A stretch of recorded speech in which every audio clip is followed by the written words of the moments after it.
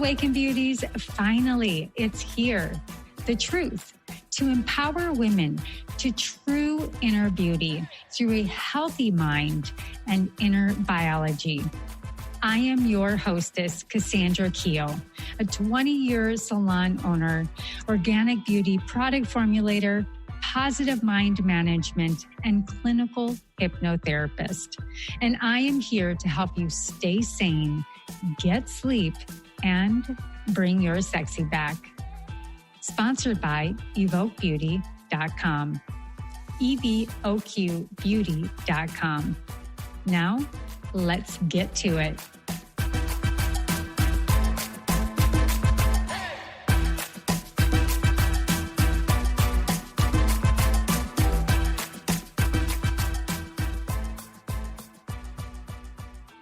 Welcome to the Awaken Beauty Podcast. Cassandra here, your clinical hypnotherapist, neuroenergetic ADHD coach, and quantum biofeedback practitioner. All right, serious talk, my friends. All about, that's right, magnesium. Now, many of you know I absolutely love functional medicine for the pure essence of that. It's systems biology and absolutely starts with getting to the root.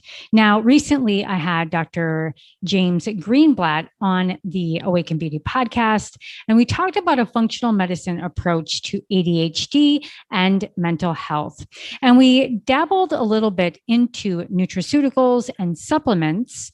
And, I just had to hop on and really speak about one very inexpensive, but very critical supplement that every human being, especially those, whether adults or children, deal with around anxiety, general anxiety, depression, as well as, yes, my friends, ADHD.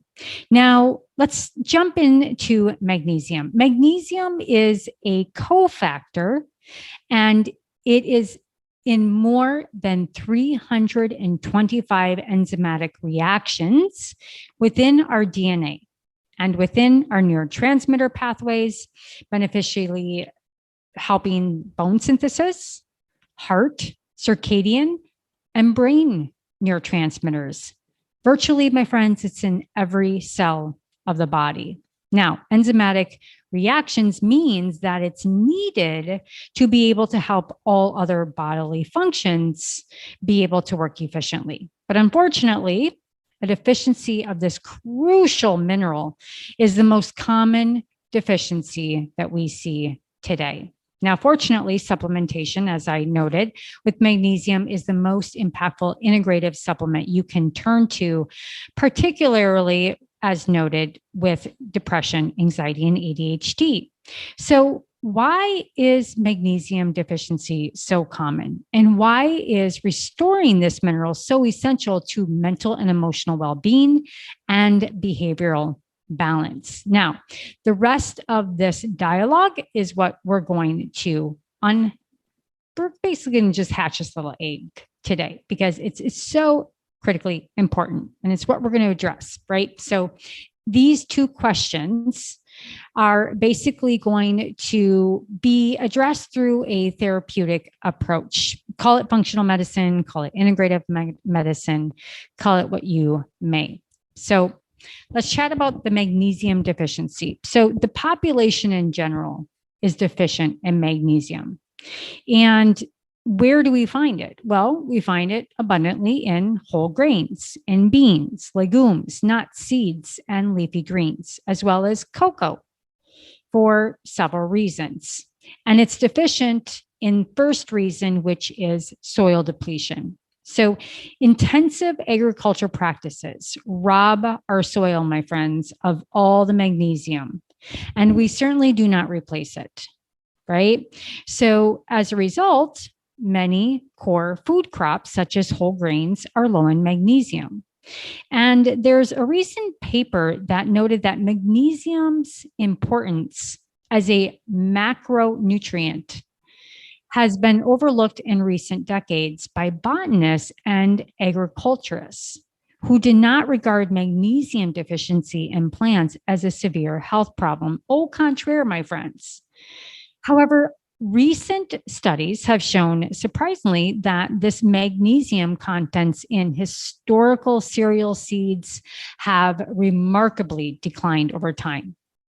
Much to 2/3 of people have surveyed in all of our countries less magnesium in their magnesium requirements. Now, the second one is going to be food processing. Now, magnesium is stripped from all of our foods during this processing process. For example, refined grains without magnesium-rich germ or bran put back into them have only about 16% of magnesium in that whole grain output, put onto the shelf, picked up by you at the grocery store.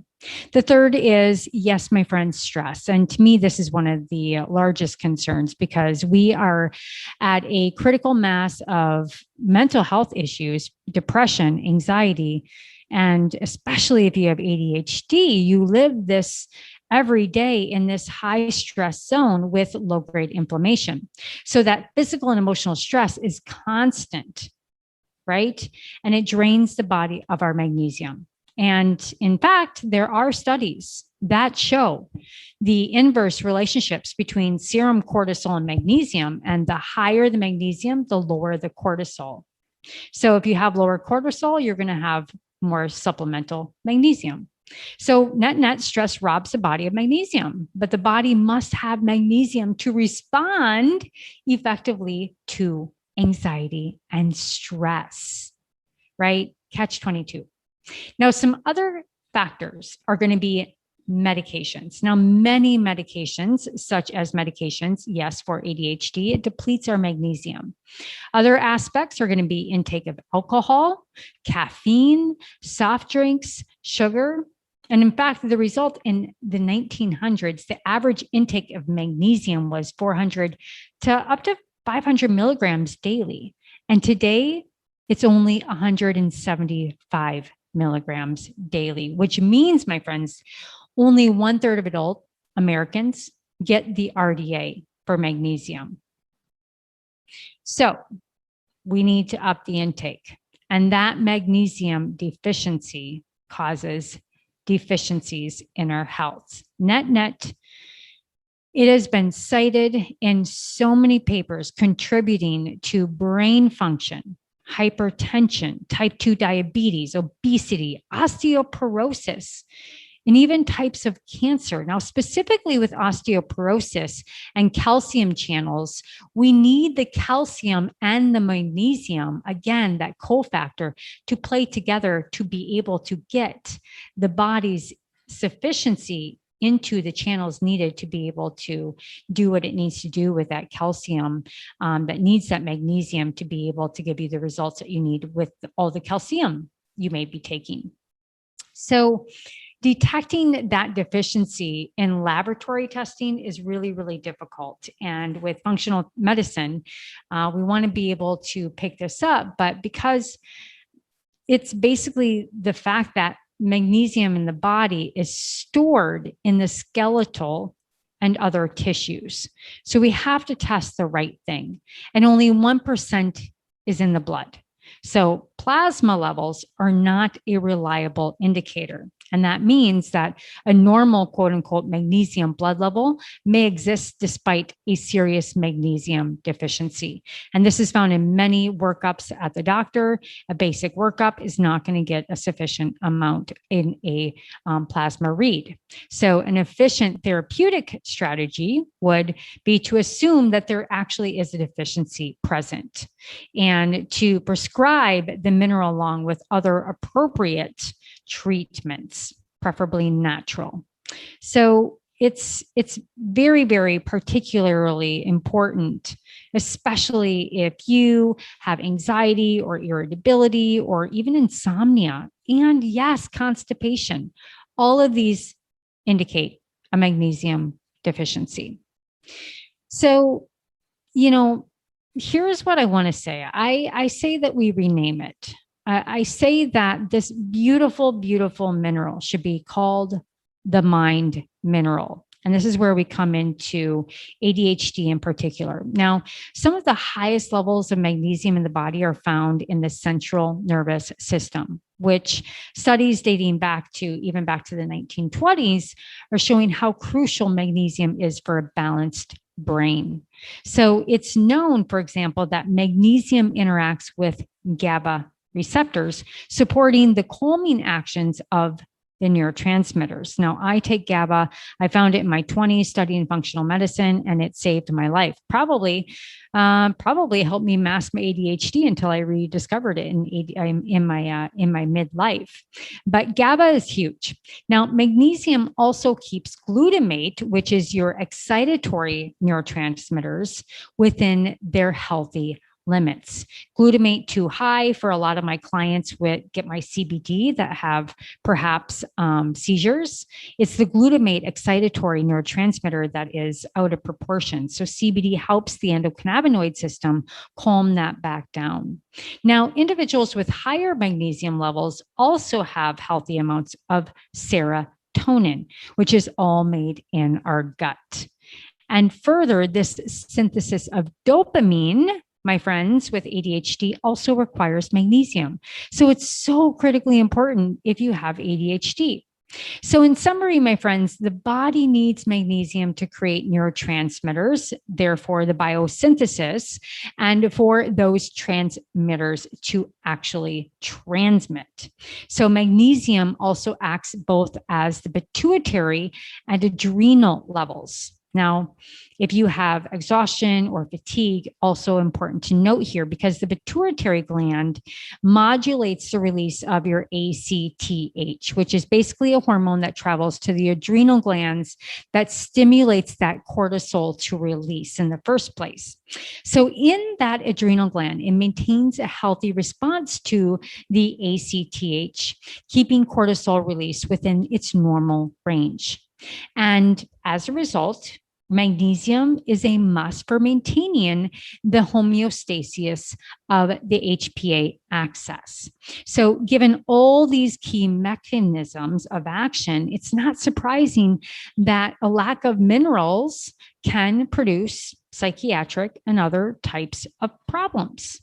So if you have perhaps difficulty with memory and concentration, depression, apathy, or fatigue, even emotional instability or irritability or nervousness, or what we call anxiety, insomnia, migraine headaches, constipation, PMS, even dysmenorrhea, fibromyalgia, autism, and yes, as noted, ADHD, all can be in the depletion and the repletion of magnesium. Restoring those normal levels of the mineral produces absolute positive changes in both our mood and, as I just named it, the mind mineral, in our cognition. Also with healthy eating behaviors, healthy stress responses, better quality of sleep, and better efficiency of all of the other modalities in the bodies and the efficiencies of all other neurotransmitters as well as medications. So let's take a quick look at a couple key other areas, which is going to be depression. And, with the relationship to magnesium intake and depression, we've been noted now that through the Nutritional National Health Organization is that it's upward to about 9,000 US adults. And research found a significant association between very low magnesium intake and depression, especially in younger adults. So it's critically important from childhood all the way up to senior citizens with depression, that these low blood levels of magnesium and even type 2 diabetes is sufficiently reduced with upwards of at least 450 milligrams of magnesium daily, and especially if you're taking in any kind of medication. In fact, it actually showed that just 12 weeks of this, depression ratings were equally important in both groups to have declined. So next, attention deficit hyperactive disorder, or ADD in general, magnesium deficiencies afflicts 90% of all people with ADHD and triggers symptoms like restlessness, poor focus, irritability, sleep, and anxiety. So these symptoms can lessen or even vanish, my friends, within 1 month after supplementation starts. So yes, magnesium can also prevent or reverse ADHD drug side effects. And that's why most ADHD individuals get a prescription for magnesium. So for adults, 10 to 12, 100 milligrams twice daily is sufficient. And if you're an adult, typically we look at about 300 milligrams of magnesium. Now, as far as dosage and form, I love magnesium glycinate at meals as well as at bedtime. It is suggested to take 4 times daily to benefit you significantly. You can also use magnesium powder. I like to take powder at night or in a liquid form because it is super bioavailable. It's also good to have better bioavailability if you're supplementing with vitamin D, which increases the cellular uptake of the mineral. Vitamin B6 also helps magnesium accumulate into the cells. And taking the mineral in divided doses instead of just single doses helps, as noted, throughout the day. Other pieces like taken with carbohydrates improves in just the absorption in intestines. And I did a recent reel on my Instagram, if you follow me at Cassandra K, that, taking it with antagonists such as enzymes and HCl also helps the antagonist get into the digestive tract more efficiently. So if we look at magnesium threonate, it's also really, really helpful. I take that at night as well with my other magnesium glycinate because it helps in the blood-brain barrier. It readily crosses that blood-brain barrier in the brain. And so studies have really, really supported this in learning disabilities and our learning cognitive ability for that short and long-term memory and brain function. So that's really, really important. But the cost with the magnesium threonate is typically a little bit more expensive. So the therapeutic responses by far across all of the medical field, especially in functional medicine and naturopathic and natural medicine, is magnesium is the number one that will really just decrease that insomnia, irritability, anxiety, and cognitive ability with that declines with ADHD is just so evident. And I honestly can promise you, if you take it for a month, 200 to 300 milligrams daily, you will see a difference, my friends. Now, for resources from today's episode, you can read more about an integrative approach to depression and ADHD through Dr. James Greenblatt, and he has integrative therapies for depression. He has redefining models for assessment with ADHD and really breakthrough with mood and nutrition and diet supplementation through his resources at Psychiatry Redefined. All right, my friends, I hope that incentivized you to go out and get some magnesium. I really love Nutrition Dynamics as well as Premier Research Labs. If you have any questions about how to test, doing neurotransmitter testing, hormonal testing, and just the right types of supplementation, please do reach out to me. It is my jam. It is my specialty, especially with ADHD and functional medicine. So with that said, my friends, that is it for today. All my love and all of my light, and I will see you on the next episode.